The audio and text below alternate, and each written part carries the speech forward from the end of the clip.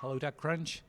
We are here with Rene Rechtman, ex-AOL person who sold his business to AOL a few years ago, who is now actively looking for new opportunities after leaving AOL. Anything interesting you've already spotted here at TechCrunch in Moscow that you'd like to get your hands on? Absolutely. I think, from an angel investor point of view, there's a few very interesting startups in areas that have interest for me. But what is also interesting is an area that I've been looking into for the last 2 years or 3 years is real disruption of TV. And I see that in Moscow and in Russia in general, you have exactly the same opportunities as we see in the US and in London right now.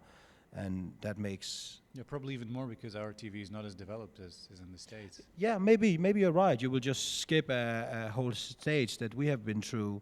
The debate today on stage was wonderful, right? We had Trickle on one side and we have a traditional broadcast on the other side.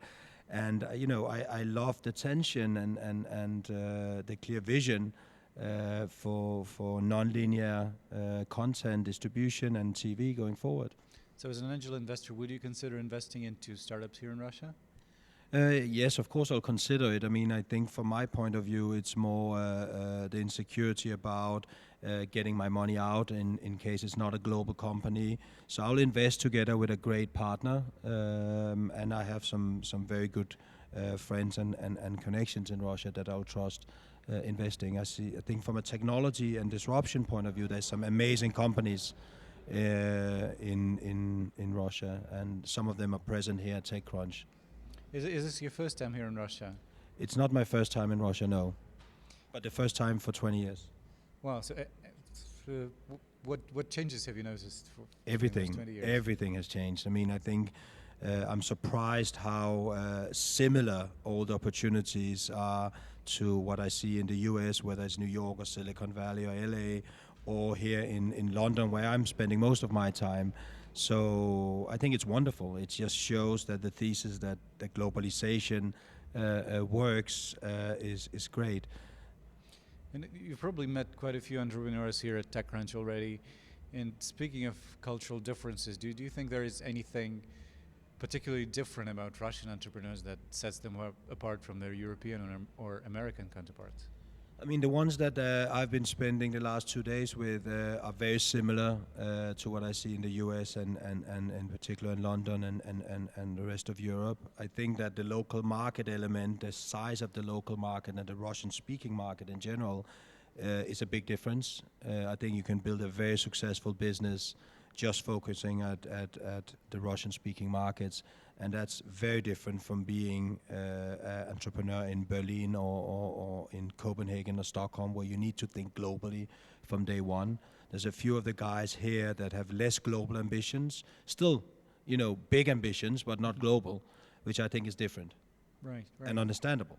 It's interesting because one of the things that we keep telling our entrepreneurs that they should have global ideas, think about global markets, whereas they're focusing here on the Russian market. And what you've just said actually proves them right, not us. That there is a substantially big local market that they can penetrate and capture for themselves. And I totally agree. If I was local here, I would definitely focus on the region rather than the local Russian market. And if you conquer that, then you're a very big player. You're probably, one of the biggest players in Europe. So I think that's a huge opportunity, and I have no reason why you then cannot enter the northern part of Europe after that. It's just a language issue, really. Do you think it's really just the language, or are there more cultural or economical, political differences that make those markets so different that you can't really go there with a Russian-proven model? No. The U.S. businesses have the same challenges, right? They're coming from the U.S., they're looking with American glasses on the rest of the world, and many of them get surprised when they get into Europe, and many of them do not dare to enter Korea or Japan. right? So I think that's the same challenges, and of course you need to local adaptation. If I take a business out of London and I want to, launch it in Russia, I need to have local partners, local adaptation. If I go into Korea, I have the same challenges. And that's what every global company needs to look into. And if you're a platform like Facebook or Twitter, it's easier than when you are a content company or a financial service company. You need to adapt. It might be the case that America has such good PR and marketing activities that today to a lot of entrepreneurs, an American startup is considered to be global, by definition. And going global actually means going to the US market. No, that's a very good point. I mean, on the first side of that point, very few American companies are actually global. I mean, even AOL that I worked for, I wouldn't consider a global company. They have global brands. TechCrunch is one of them.